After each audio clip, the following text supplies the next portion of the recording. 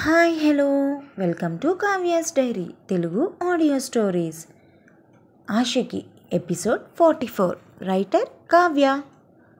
ఎందుకంత షాక్ అవుతావు honey? PA retire అయిపోతున్నారుగా, మరి నువ్వు ఈ ఆఫీస్లోనే ఉండగా కొత్త పిఏని పెట్టుకుంటే బాగోదు కదా అని అన్నాడు సంతోష్ హాసినితో. ఇంతలో మే ఐ కమిన్ అంటూ వచ్చాడు యశ్వంత్. హాయ్ యష్, రా కమ్ అని అన్నాడు సంతోష్. హాయ్ హాసిని, హాయ్ చిద్విలాసిని అని చిన్నిని ముద్దు చేస్తూ చిన్ని పక్కన కూర్చున్నాడు యశ్వంత్. చెప్పు యష్, ఏంటి వర్క్ మధ్యలో వచ్చావు అని అడిగాడు సంతోష్. యాక్చువల్లీ నాకు ఒక 2 hours పర్మిషన్ కావాలి. నా వర్క్ని అసిస్టెంట్కి అసైన్ చేశాను సార్. ఫ్రెండ్ ఒక హెల్ప్ అడిగాడు అని అన్నాడు యశ్వంత్. అవునా, ఏంటి ఆ హెల్ప్? ఏదైనా మనీ ప్రాబ్లమా అని అన్నాడు సంతోష్. కాదు, ఫ్రెండ్ ఫంక్షన్ ఒకటి ఉంది, వీడియో కోసం నన్నే రమ్మంటున్నాడు. అంటే మేమంతా ఫోటోగ్రఫీ క్లాస్మేట్స్, సో అని యశ్వంత్ అంటూ ఉండగా, ఓకే జస్ట్ 2 hours, ఎలానో ఇక్కడ ఇంకా రిటైర్మెంట్కి అరేంజ్మెంట్స్ జరుగుతున్నాయి కాబట్టి నువ్వు వెళ్ళొచ్చు, బట్ నువ్వు టైంకి ఇక్కడ ఉండాలి అని అన్నాడు Santosh. Okay sir, thank you అని చెప్పి వెళ్ళిపోయాడు యశ్వంత్. యశ్వంత్ ఇలా వెళ్ళడం, రంగా రావడం ఒకేసారి జరిగాయి. రంగా కొన్ని ఫైల్స్, పెన్ డ్రైవ్స్ తీసుకొచ్చి వాటి తాలూకా ఇన్ఫర్మేషన్కి సంతోష్కి చెబుతున్నాడు. సంతోష్, హాసిని ఇద్దరూ కూడా రంగా చెప్పేది శ్రద్ధగా విన్నారు. తను చెప్పాల్సినది అయిపోయాక రంగా వెళ్ళిపోతుంటే సంతోష్ ఆపి, ఈరోజు మీ రిటైర్మెంట్ని ఎంజాయ్ చేయండి. ఈ క్షణం నుండే హాసిని మీ బాధ్యతలు తీసుకుంటుంది అని అన్నాడు సంతోష్. హాసిని కూడా, అవును బాబాయ్, మీరు హ్యాపీగా మా చిద్విలాస్నితో ఆడుకోండి, ఈ ఫైల్స్, ఈ వర్క్ అన్నీ పక్కన పెట్టేయండి అని అంది హాసిని. అవును హాసిని చెప్పింది నిజమే, ఎలాగో బేబీ యాడ్ షూట్ ఒకటి జరుగుతుంది కదా బాబాయ్, మా చిద్విని కూడా తీసుకుని వెళ్ళండి, తన షూట్కి వస్తుంది అని అన్నాడు సంతోష్. సరే సార్ అని, బంగారు ఈ తాతయ్యతో షూట్ చూడడానికి వస్తావా మరి అని అడిగాడు రంగా. చిద్వి హాసిని వైపు, సంతోష్ వైపు చూడగా ఇద్దరూ వెళ్ళమనడంతో చిన్ని రంగా వెంట వెళ్ళింది. రంగా ఇచ్చిన ఫైల్స్, డేటాని చూడ్డానికి ఫైల్స్ తీసుకుని తన క్యాబిన్కి వెళ్తున్న హాసినిని చెయ్యి పట్టుకుని ఆపాడు సంతోష్. సంతోష్ చెయ్యి విడిపించుకుంటూ, ఏంటి సార్ అని అంది హాసిని. ఎక్కడికి వెళ్తున్నావు అని అడిగాడు సంతోష్. వర్క్ చేయడానికి రంగా బాబాయ్ క్యాబిన్కి వెళ్తున్నాను అని అంది హాసిని సంతోష్తో. ఇక నుండి నీ క్యాబిన్ కూడా ఇదే అని అన్నాడు సంతోష్ హాసినితో. అలా ఎలా అవుతుంది? రంగా బాబాయ్ క్యాబిన్ ఇది కాదుగా అని అంది హాసిని సంతోష్ తోటి. నువ్వు రంగావి కాదుగా అని అన్నాడు సంతోష్ హాసినితో. హాసిని సంతోష్ని కొరకొరమని చూస్తుంటే, ఎందుకు హనీ అలా చూస్తావు? నా క్యాబిన్లోనే నీకొక క్యూబికల్ అరేంజ్ చేయిస్తాను, కానీ నన్ను చూసే ప్రోగ్రామ్ని పోస్ట్పోన్ చేసుకుని ఈ యాడ్ షూట్ని ఇంకొంచెం మోడిఫికేషన్ చేసి యాడ్ వేయించు అని తన సిస్టమ్ని హాసిని వైపుకి తిప్పి చూపించాడు సంతోష్. ఏం యాడ్ సార్ ఇది అంటూ సిస్టంలోకి చూసి, ఇది నా పోస్ట్ కదా సార్ అని అంది హాసిని. అవును హాసిని, నువ్వు నాకు పిఏవి అయినప్పుడు నీ పోస్ట్ ఖాళీ కదా, అందుకే రిక్రూట్మెంట్ కోసం ఈ యాడ్ అని అన్నాడు సంతోష్. దీనికి యాడ్ అవసరం లేదు సార్ అని అంది హాసిని సంతోష్ తోటి. అవునా, ఏం హాసిని, నీకు తెలిసిన వాళ్ళు ఎవరైనా ఉన్నారా అని అడిగాడు సంతోష్. సుప్రియ అని చెప్పింది హాసిని. సంతోష్ హాసినిని సీరియస్గా చూస్తుంటే, ప్లీజ్ సార్, తను ఎలానో జాబ్ ట్రయల్స్లో ఉంది, ప్లీజ్ అని అంది హాసిని. సంతోష్ నుండి ఎటువంటి స్పందన రాలేదు. సిస్టంలోకి చూస్తూ వర్క్ చేసుకుంటున్నాడు సంతోష్. నా మాట అంటే మీకు విలువ లేనప్పుడు నేను ఇక్కడ ఉండనవసరం లేదు. మీరు నాకు క్యాబిన్లో ఒక క్యూబికల్ని అరేంజ్ చేసే వరకు నేను బాబాయ్ క్యాబిన్లోనే వర్క్ చేసుకుంటాను కూర్చుని అని వెళ్ళిపోయింది హాసిని. సంతోష్ హాసినిని ఆపలేదు. హాసిని రంగా క్యాబిన్కి వెళ్ళి ఒక యాడ్ నోటిఫికేషన్ వర్క్ తప్ప అన్ని వర్క్లు కూడా చేస్తూ ఉంది హాసిని. యశ్వంత్ తన ఫ్రెండ్ ఫంక్షన్కి వెళ్ళాడు. తన ఫ్రెండ్ ఫంక్షన్కి వెళ్ళి ఫ్రెండ్స్ అందరితోటి ఫొటోస్ తీస్తూ ఎంజాయ్ చేస్తూ ఉండగా స్వప్న, సుప్రియ అదే ఫంక్షన్లో కనిపించారు యశ్వంత్కి. సుప్రియని చూడగానే యశ్వంత్ వాళ్ళ ఫ్రెండ్స్ తోటి ఇప్పుడే రా, ఒక్క నిమిషం ఉండండి వస్తాను అని యశ్వంత్ సుప్రియ దగ్గరికి వెళ్ళి హాయ్ బ్యూటీ అని సుప్రియకి మాత్రమే వినిపించేలా చెప్పి హాయ్ స్వప్న, ఎలా ఉన్నావు అని అడిగాడు. హే హాయ్ యశ్వంత్, ఏంటి సర్ప్రైజ్? పెళ్ళికూతురు ఫ్రెండ్వా నువ్వు? పెళ్ళికొడుకు ఫ్రెండ్వా అని అడిగింది స్వప్న. రెండూ అయ్యుండదు, పెళ్ళి ఫోటోలు తీయడానికి వచ్చిన ఫోటోగ్రాఫర్ అయ్యుంటాడులే అని అంది సుప్రియ. భలే కరెక్ట్గా గెస్ చేసావు సుప్రియ. పెళ్ళి ఫొటోస్ తీయడానికి వచ్చాను, కానీ పెళ్ళి మా ఫ్రెండ్ది, పెళ్ళి కొడుకు నా ఫ్రెండ్. మరి మీరు అడిగాడు యశ్వంత్. పెళ్ళి కూతురు మా ఫ్రెండ్ అని చెప్పింది Swapna. Wow nice, have a great enjoy అని చెప్పి అక్కడి నుండి వెళ్ళిపోయాడు యశ్వంత్. అమ్మయ్యా వెళ్ళిపోయాడు.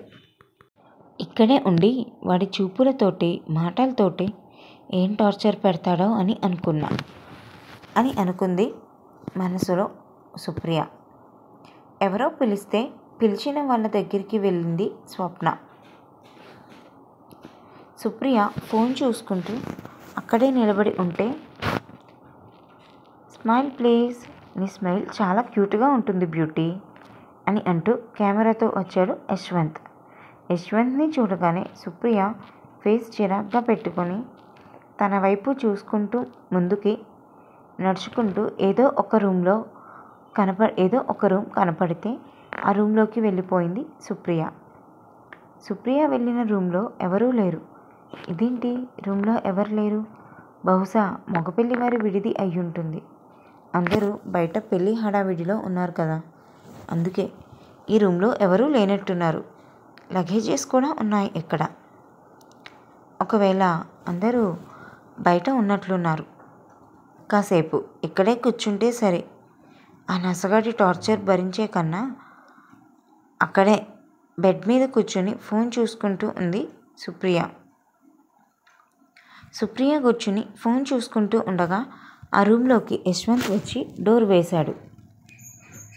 కంగారు పడుతూ పైకి లేచి నిలబడి ఎందుకు వచ్చావు, డోర్ ఎందుకు వేశావు నువ్వు అని అడిగింది సుప్రియ యశ్వంత్ని.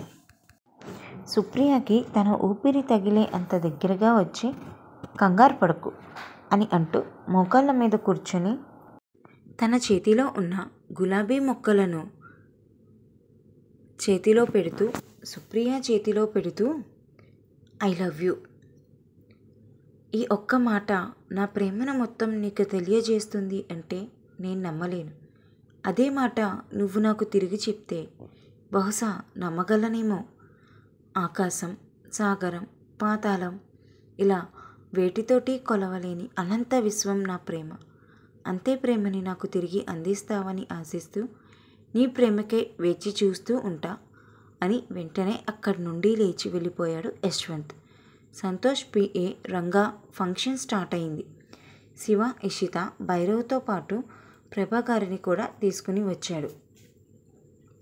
సంతోష్ హాసిని కోసం ఎదురు చూస్తూ ఉండగా హాసిని వచ్చి ఇషితకి ప్రభగారికి మధ్యలో కూర్చుంది. అందరూ ఉండడంతో సంతోష్ కూడా ఇంకేం మాట్లాడకుండా శివ పక్కకి వెళ్ళి కూర్చున్నాడు. సంతోష్ ప్రోగ్రాం స్టార్ట్ అయింది. రంగా గురించి అందరూ మాట్లాడారు. సంతోష్ కూడా స్టేజ్ ఎక్కి వ్యాపార సామ్రాజ్యంలో ఓనమాలు కూడా రాని నా చేత నేను ఇంత పెద్ద కంపెనీని నడపడానికి కారణం, ఈ రోజున ఈ కంపెనీ ఇలా అగ్రస్థానానికి చేరుకోవడానికి కారణం నా ఒక్కడి పట్టుదల మాత్రమే కాదు, రంగా గారు నాకు ఇచ్చిన సలహాలు, సూచనలు. ఆయన అవసరం ఎల్లవేళల్లో ఈ కంపెనీకి ఉంది. ఈ రిటైర్మెంట్ మీ వృత్తికి విశ్రాంతి కాదు, ఒక విరామం.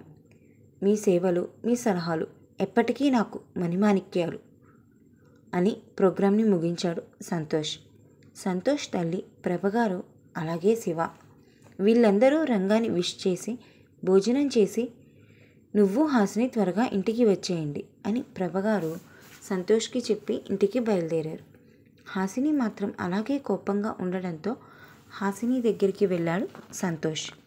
రంగా క్యాబిన్లో వర్క్ చేస్తూ హాసిని కింద పడిపోయిన పెన్ డ్రైవ్ తీసి పైకి లేచి వెనక్కి తిరిగేసరికి తన ముందు ఉన్నాడు సంతోష్. రంగా క్యాబిన్లో వర్క్ చేస్తున్న హాసిని కింద పడిపోయిన పెన్ డ్రైవ్ తీసి పైకి లేచి తన వెనక్కి తిరిగేసరికి తన ముందు ఉన్నాడు సంతోష్. సంతోష్ ఊపిరి తనకి తగిలి అంత దగ్గరలో నిలబడినా సరే సంతోష్ని ఏమాత్రం పట్టించుకోకుండా వెళ్ళి తన చైర్లో కూర్చుని వర్క్ని చేయడం మొదలుపెట్టింది హాసిని. హాసిని చైర్లో కూర్చున్న 2 క్షణాలకు సంతోష్ కూడా చైర్కి దగ్గరగా జరిగి నిలబడి ఒక చేతిని టేబుల్ మీద పెట్టి హాసిని వైపు చూశాడు. సార్, మీరు వచ్చింది ఈ పెన్ డ్రైవ్ కోసమే కదా సార్? వర్క్ ఇంకా కంప్లీట్ అవ్వలేదు, అయ్యాక నేనే పంపిస్తాను అని అంది హాసిని. నేను పెన్ డ్రైవ్ కోసం రాలేదు అని అన్నాడు సంతోష్. హాసిని సంతోష్ వైపు తిరిగి సంతోష్ ఏం చెప్తాడా అని చూస్తూ ఉంది సంతోష్ కేసి. సంతోష్ తన హ్యాండ్స్ పాకెట్లో పెట్టుకొని హాసిని వైపు చూస్తూ, నేను వద్దు అనుకున్న బంధాలను తిరిగి ఆహ్వానించాలి అని అనుకోవట్లేదు నువ్వు. ఆ బంధాలని నాకు జత చెయ్యాలని ఆరాటపడకు. అది మన ఇద్దరి బంధానికి మంచిది కాదు అని అన్నాడు సంతోష్ హాసినితో. ఓకే సార్, మీ ఒపీనియన్ మీరు చెప్పారు కదా, నా ఒపీనియన్ కూడా వినండి. మీరు ఎలాగైతే పాత బంధాలను ఆహ్వానించాలి అని అనుకోవట్లేదో నేను కూడా అలాగే కొత్త బంధాలని స్వీకరించాలి అని కూడా అనుకోవట్లేదు. కనుక మీతో ఫ్రెండ్షిప్ చేస్తానని చెప్పిన నేనే మీతో ఫ్రెండ్షిప్ని కూడా రద్దు చేసుకుంటున్నాను. మన ఇద్దరి బంధం కేవలం చిద్వి అలాగే ఆఫీస్, ఈ 2 తప్ప మీరు అనుకుంటున్న అటువంటి బంధం లేదు, ఏర్పడదు అని చెప్పింది హాసిని. హాసిని, మూర్ఖంగా మాట్లాడకు, ఎవరి కోసమో అని సంతోష్ అంటూ ఉండగా, ఇక మీరు మీ క్యాబిన్కి వెళ్ళొచ్చు సార్. వర్క్ అయ్యాక నేనే మీకు డేటా మెయిల్ చేస్తాను. అండ్ రిక్రూట్మెంట్ యాడ్ కూడా ఏ పొజిషన్కి ఇవ్వకండి, నేను నా డెసిగ్నేషన్లోనే కంటిన్యూ అవుతాను అని చెప్పింది హాసిని. సంతోష్ మాట్లాడేలోపు గిరి హాసిని క్యాబిన్ ఫైల్స్ తీసుకుని రావడంతో సంతోష్ అక్కడి నుండి వెళ్ళిపోయాడు. స్వప్న, సుప్రియ ఇద్దరు ఫంక్షన్ నుండి తిరిగి ఇంటికి స్టార్ట్ అయ్యారు. సుప్రియ తనకి యశ్వంత్ ప్రపోజ్ చేసిన విషయం గురించి ఆలోచనలో పడింది. ఈ అబ్బాయి నిజంగానే నిజాయితీగా ఉన్నవాడేనా, లేదంటే ఫ్లర్ట్ చేసేవాడా? వాడి చూపులు, వాడి బిహేవియర్ ఏమో నాకు ఫ్లర్ట్ చేసేవాడిలా అనిపిస్తుంది. మరి ప్రపోజ్ చేసిన విధానం నిజాయితీగా అనిపిస్తుంది. ఏది కరెక్ట్? హాసిని వదిన ఫ్రెండ్ కాబట్టి మంచివాడే అయ్యుంటాడు, కానీ నమ్మడం ఎలా? అయినా ఈ లవ్ అవి మనకి సెట్ కావు, అసలు వాడి గురించి ఆలోచించడమే అనవసరం అని అనుకుంది సుప్రియ. ఆలోచనల్లో ఉన్న సుప్రియ భుజం తట్టింది స్వప్న. ఏంటే అంది విసుగ్గా. ఏదో ఆలోచిస్తున్నావు అంత దీర్ఘంగా, క్యాబ్ ఆగిపోయింది అనే విషయం కూడా తెలియట్లేదా నీకు అని అంది స్వప్న. క్యాబ్ ఆగిపోయిందా? ఎందుకు? ఇల్లు వచ్చేసిందా అప్పుడే అని అడిగింది సుప్రియ. క్యాబ్ టైర్ పంచర్ అయింది, వాడు దిగిపోమంటున్నాడు, స్టెప్నీ కూడా లేదంట, దిగి ఇంకో క్యాబ్ చూసుకోవాలి మనం అని అంది స్వప్న. అవునా, సరే అని స్వప్న, సుప్రియ ఇద్దరూ కూడా క్యాబ్ దిగారు. క్యాబ్ దిగిన తర్వాత ఇంకో క్యాబ్ బుక్ చేసే ముందు స్వప్నకి ఇంకొక ఆలోచన వచ్చి హాసినిని అడిగి ప్రణవ్ నెంబర్ తీసుకుని ప్రణవ్కి ఫోన్ చేసింది స్వప్న. ఇటు ఆఫీస్కి వెళ్ళిన కీర్తి అవసరం లేకపోయినా వర్క్ వంకతో కిషోర్ని తన రూమ్కి రప్పించుకుంది. కిషోర్ తన రూమ్లోకి రాగానే, నా ప్రపోజల్ని ఏం చేశావు మై స్వీట్ హార్ట్? అలానే మా అన్నయ్య మీ చెల్లికి పెళ్ళి అయిపోయింది, నువ్వు కూడా నన్ను యాక్సెప్ట్ చేసేసావనుకో, హ్యాపీగా మన ఇద్దరం కూడా పెళ్లి చేసుకుందాం, ఒప్పుకోవయ్యా అని అంది కీర్తి.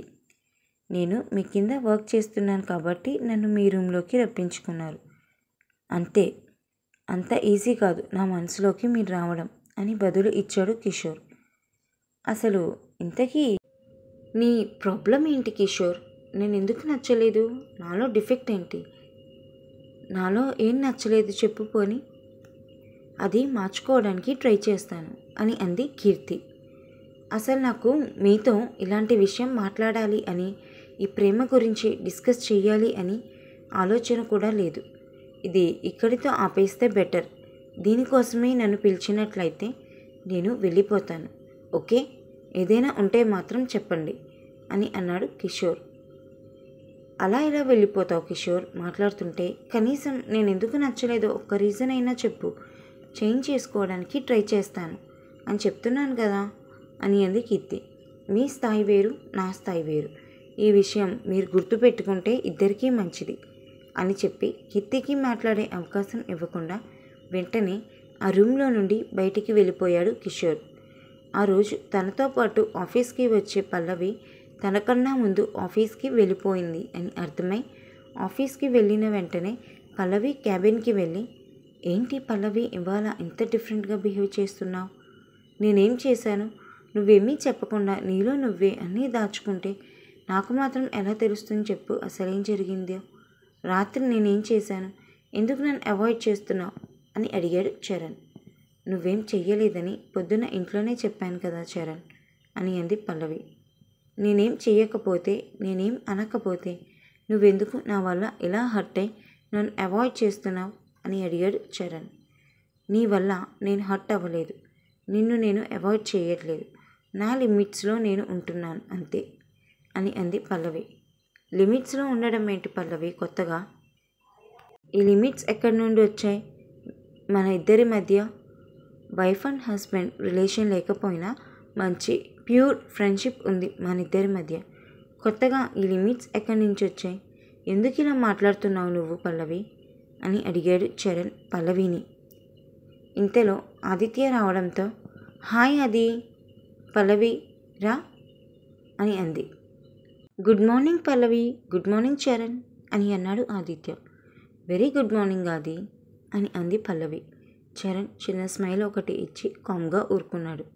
ఆదిత్య పల్లవితో, నేను నీ ముందు ఉంచిన ప్రపోజల్ గురించి ఏం ఆలోచించావు పల్లవి అని అడిగాడు ఆదిత్య పల్లవిని. చరణ్ ఆదిత్య మాటలకి షాక్ అయ్యి, ప్రపోజల్ పెట్టాడా వీడు? అంటే వీడు పల్లవికి ప్రపోజ్ చేశాడా ఏంటి? అందుకే నన్ను అవాయిడ్ చేస్తోందా పల్లవి అని అనుకున్నాడు మనసులో.